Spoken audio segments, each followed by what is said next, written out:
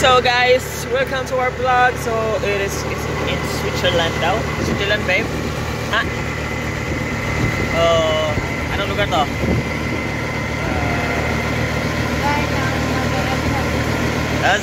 So guys, nadami sa bukid nun guys. Good morning mga Chicago. So namin karon sa San Jose. Jose? Girlie, musta mo itong biyahe din? Okay lang naman, pamputi naman sa daanan guys. Kaya medyo hagad ang ating mukha. Bagong gising, biyahe agad, ayan. Punta kami ng Carlos. Okay.